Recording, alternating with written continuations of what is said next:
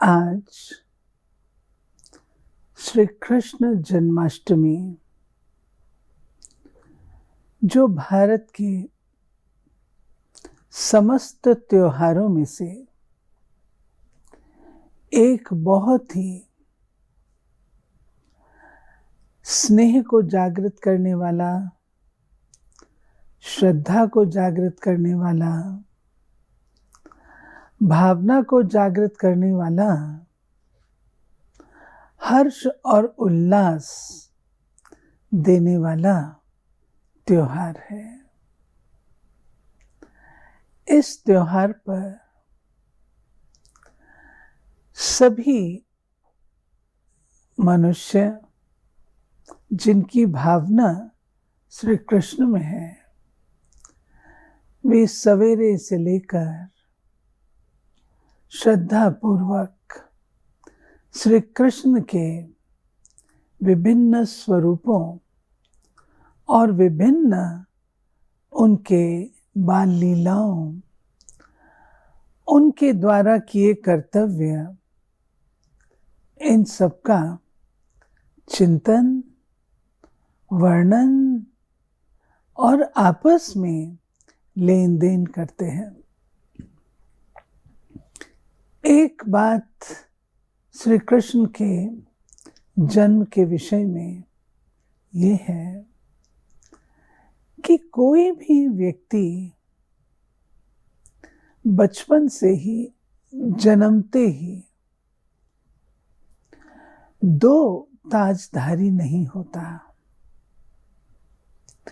परंतु श्री कृष्ण के जन्म से ही हम देखते हैं कि वे डबल ताजधारी थे। क्राउन प्रिंस, जिन्हें पवित्रता का ताज भी उपलब्ध था और रत्न जड़ित ताज भी उपलब्ध था। दोनों ही डिग्रीज महात्मा और धर्मात्मा, His Holiness and His Highness, उन्हें उपलब्ध थी।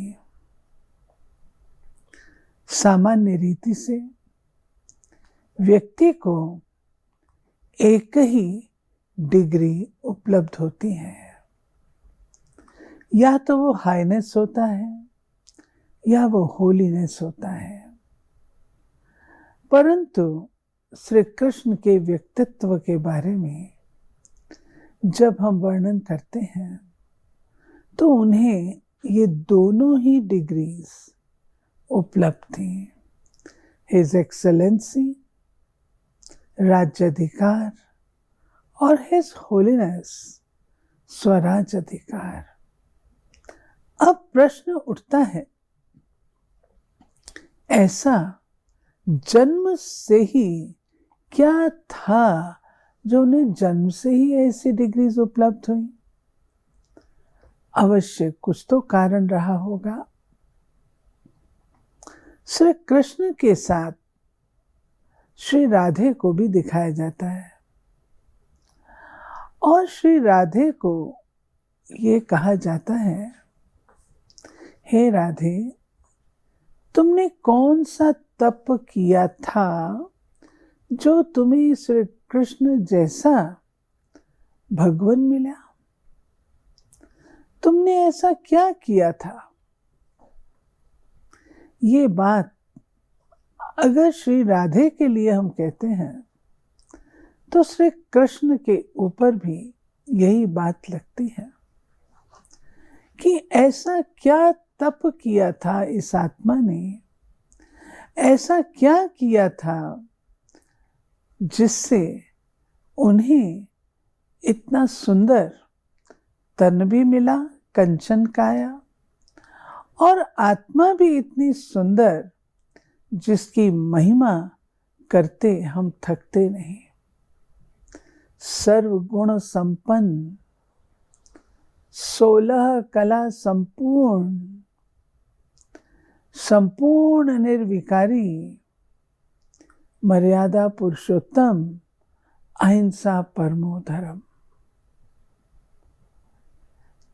इतनी डिग्री, व्यक्तित्व में इतनी गरिमा, इसकी उपलब्धि अवश्य उन्होंने पूर्व जन्म में कोई तो तप किया होगा, जिस आधार से उन्हें इतनी महिमा नए जन्म में प्राप्त हुई।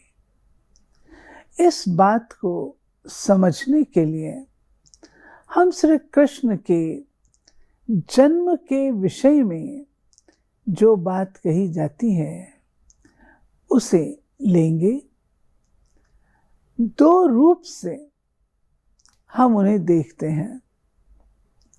एक हम देखते हैं कि श्री कृष्ण सारी सृष्टि जलमयी थी और जलमयी सृष्टि में पीपल के पत्ते पर, बड़ के पत्ते पर श्री कृष्ण अंगूठा चूसते हुए आए।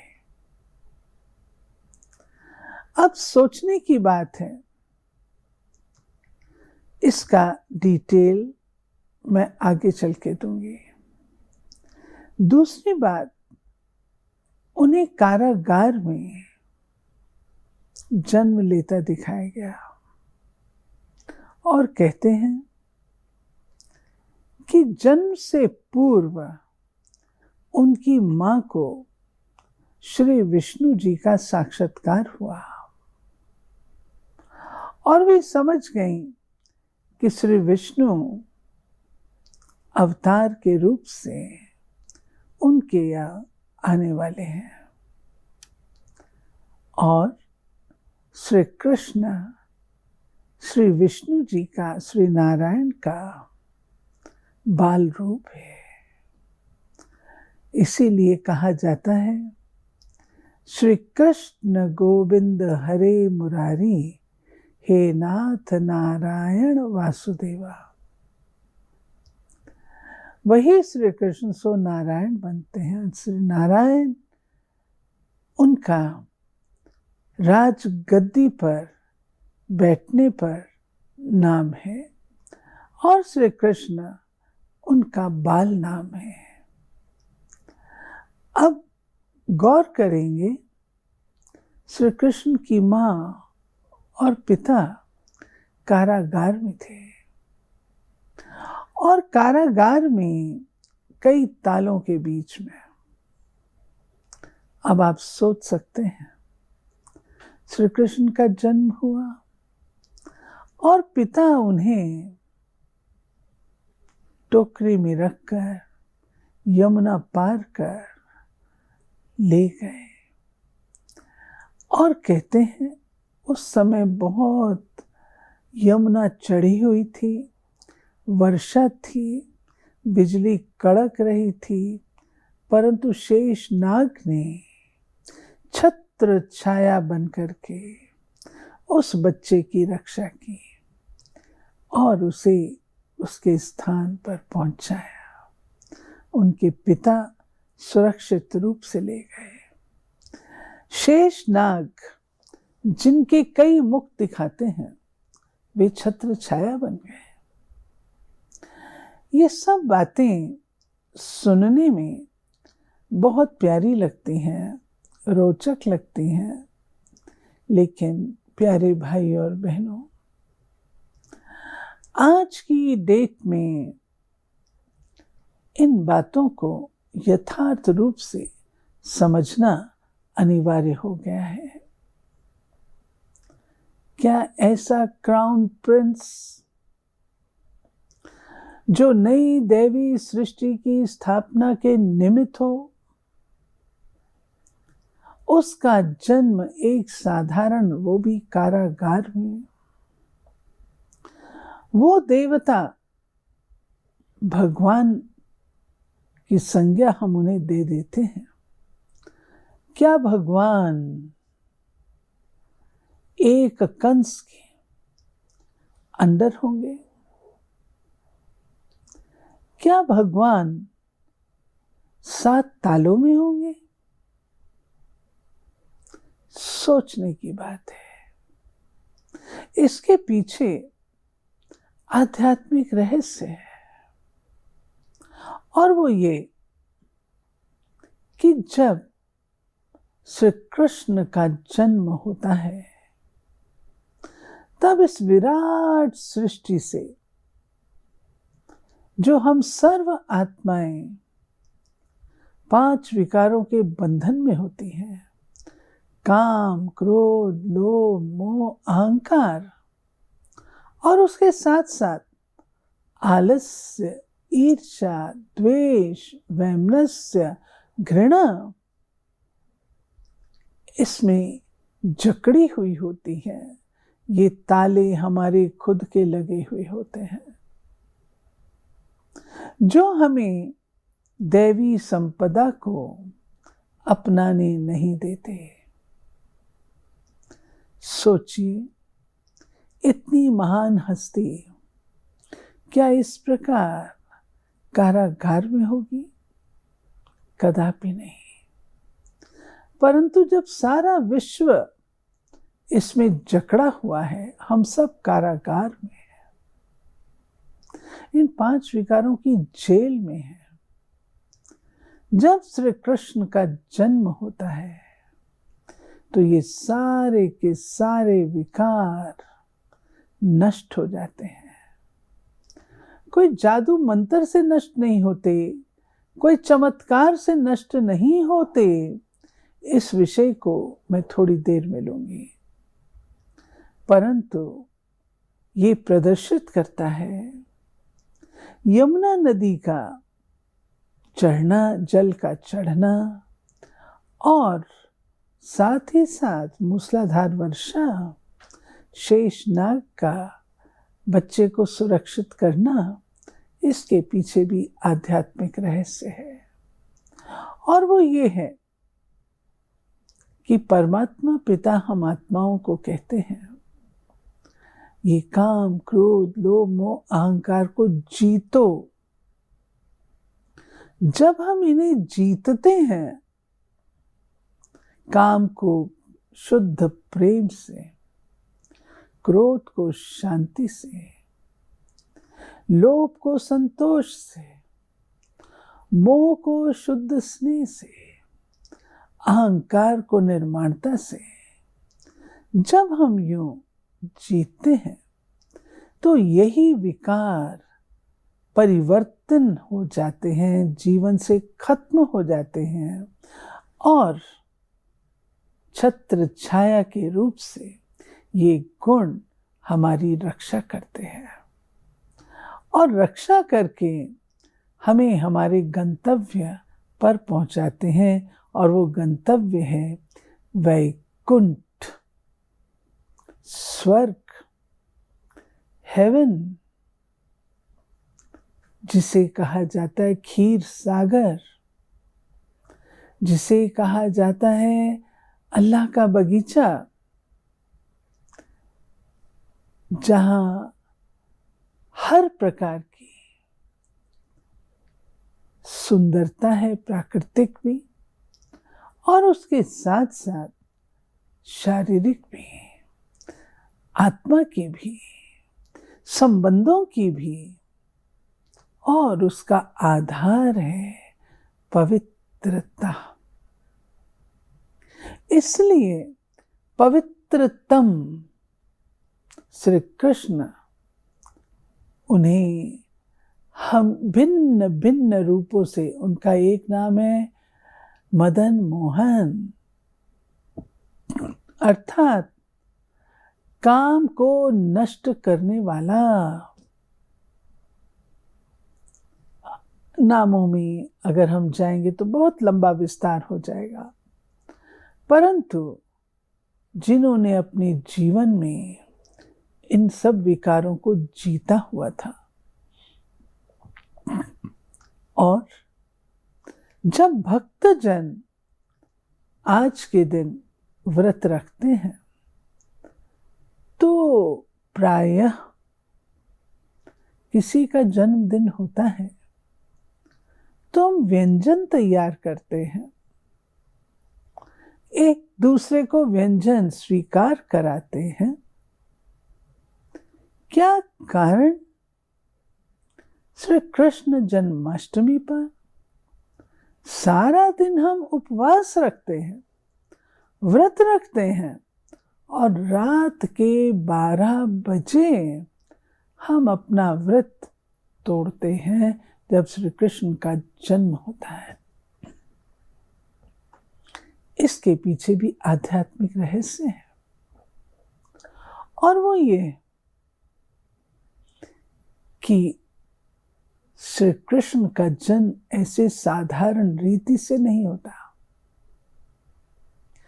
नई पवित्र सृष्टि, स्वर्ग का फर्स्ट प्रिंस, आप कल्पना कर सकते हैं वो पवित्रता की कितनी अथॉरिटी होगी, उसके जीवन में पवित्रता कितनी भरी हुई होगी, जो इतने नैनाभिराम रहे। अवश्य उनके जीवन में पवित्रता, दिव्यता की महानता थी, लेकिन कैसे हुई? वह हुई व्रत के द्वारा। व्रत भोज्य पदार्थों के लिए नहीं, उपवास भोज्य पदार्थों के लिए नहीं, परंतु इस मन में कदापि अनुचित और नकारात्मक, व्यर्थ, फालतू चिंतन न चले। बसो मेरे नैनन में नंदलाल, हे नंदलाल मेरे मन में आकर के बसो। नैनों में और मन में नंदलाल तब ही बस सकते हैं जब ये मन इतना शुद्ध और इतना पवित्र है।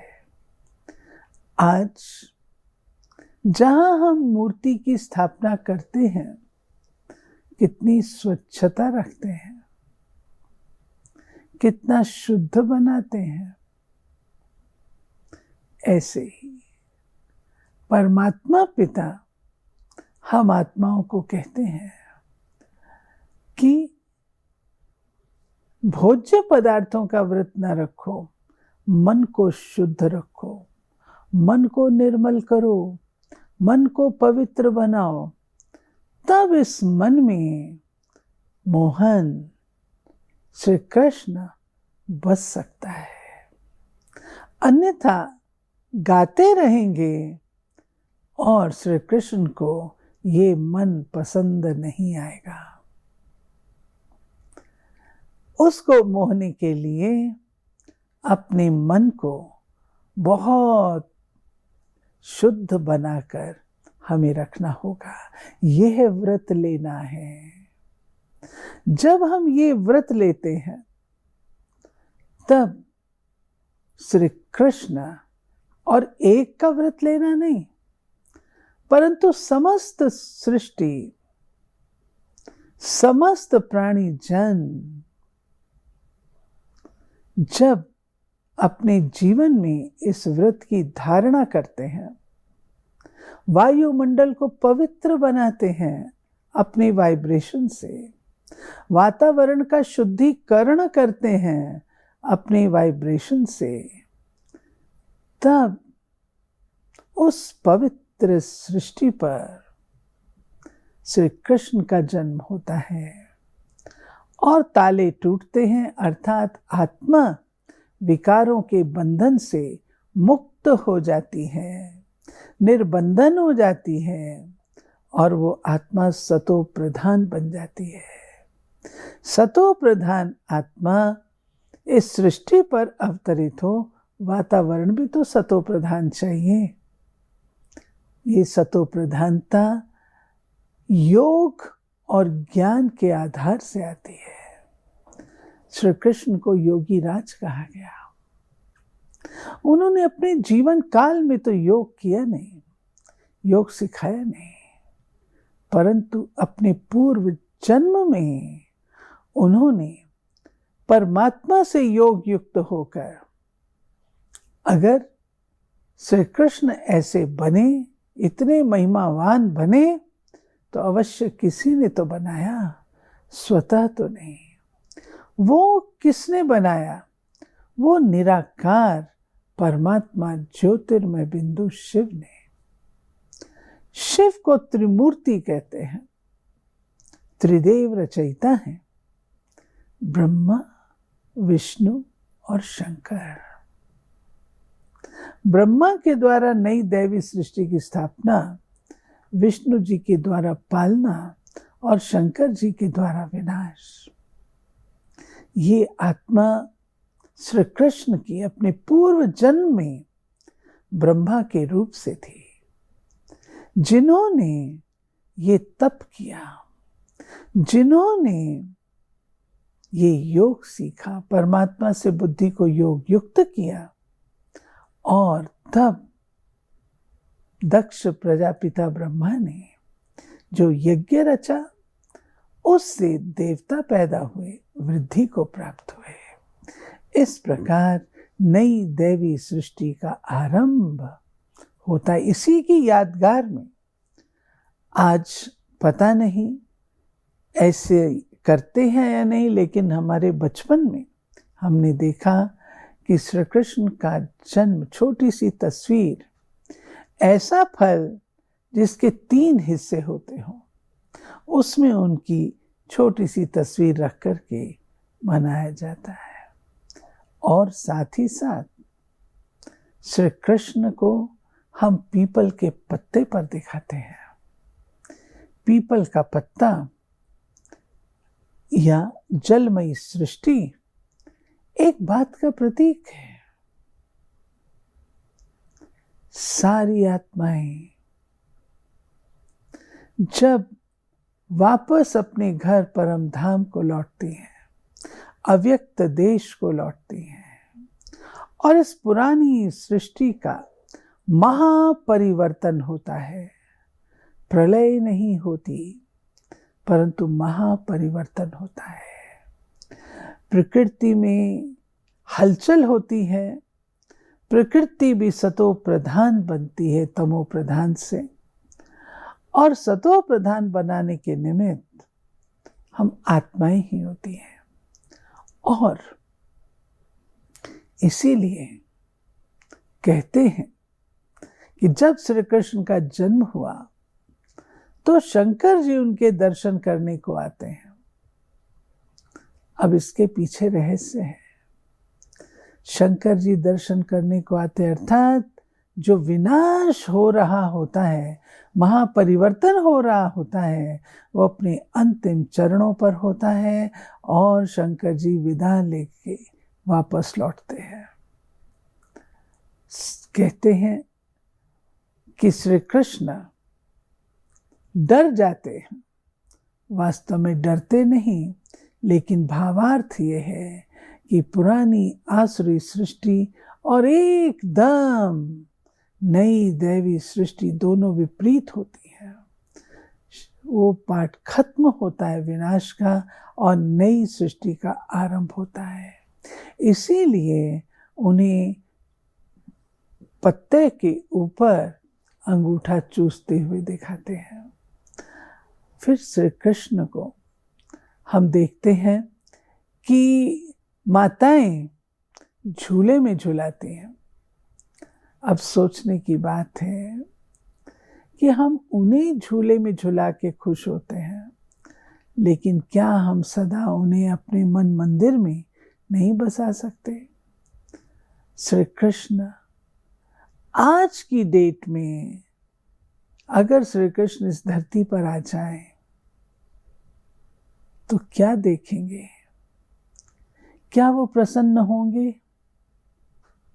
कदापि नहीं। ये भी सच है, हम सब चाहते हैं ऐसी दैवी सृष्टि, दैवी दुनिया आए। वो कैसे आएगी? केवल आवाहन करने से नहीं आएगी, केवल पुकार से नहीं आएगी, लेकिन दैवी सृष्टि लाने के निमित्त हम सब हैं। विचारणीय है, क्या केवल श्री कृष्ण से ही नई दैवी सृष्टि का आरंभ होगा? उनके जो साथी हैं, फ्रेंड्स हैं, वो कहाँ? जन्माष्टमी अर्थात केवल वे अकेले नहीं, परंतु उनके साथ साथ 8 अन्य देवताओं का भी जन्म होता है। तो कृष्ण जन्माष्टमी। और ये देवताएं कौन होते हैं? जो अपने पूर्व जन्म में तपस्वी थे, अब जब जन्म लेते हैं सतो प्रधान, क्योंकि बच्चा अकेला तो नहीं होगा, फ्रेंड्स होंगे, आदि आदि, कहीं पढ़ने जाएंगे, स्कूल होगा, आदि आदि, पूरी फैमिली होगी। तो हम सबके पास चॉइस है। क्या हमने केवल श्री कृष्ण की आराधना ही करनी है, या स्वयं को उनके जैसा बनाने का प्रयास करना है? हर कोई चाहता है श्री कृष्ण जैसा मित्र मिले, श्री कृष्ण जैसा भाई मिले, श्री कृष्ण जैसा बच्चा मिले। अगर हम ऐसी आश रखते हैं तो खुद को हमें ऐसा बनाना होगा। जहां उनकी मूर्ति होती है वहां पर कोई विकारी, गंदी दृष्टि वाला प्रवेश भी नहीं कर सकता। इसलिए वे सृष्टि पर हों तो उसके लिए हमें अपने आप को शुद्ध बनाना होगा, पवित्र बनाना होगा, निर्विकारी बनाना होगा। जब हमारे संस्कारों में यह बात आएगी तब हम नई दैवी सृष्टि की स्थापना के निमित्त बन सकेंगे, सहयोगी बन सकेंगे। हम एक संकल्प करें कि हम अपने आप को 5 विकारों से मुक्त करेंगे, हम अपने आप को पवित्र बनाएंगे, हम नेगेटिविटी से स्वयं को मुक्त करेंगे। अगर काम, क्रोध, लोभ, मोह, अहंकार से हम मुक्त करेंगे तब वो दैवी सृष्टि जल्दी आएगी, जिसमें हम सबका सहयोग जरूरी है। इसीलिए मैं आपका ध्यान उस चीज पर ले जाना चाहती हूँ जहाँ गोवर्धन पर्वत को उंगली पर उठाया गया।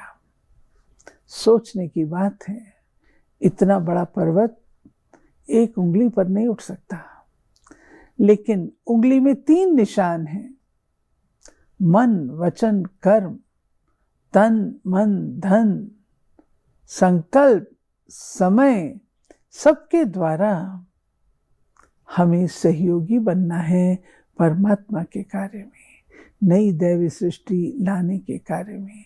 तब ये सृष्टि गोवर्धन पर्वत अर्थात जो इतनी भारी हो चुकी है पापाचार से, भ्रष्टाचार से, तब यह उठ सकेगी, अर्थात तब ये समाप्त होगी पुरानी आसुरी सृष्टि और नई दैवी सृष्टि की स्थापना हम सब कर सकेंगे। आइए हम स्वयं को सहयोग दें, अपने साथियों को सहयोग दें और हम परमात्मा को सहयोग दें ताकि वो नई सृष्टि शीघ्र आ सके और श्री कृष्ण जन्माष्टमी हम सच्चे मायने में मना सकें। उनका आवाहन करने के लिए इतना तो त्याग हम सब कर सकते हैं।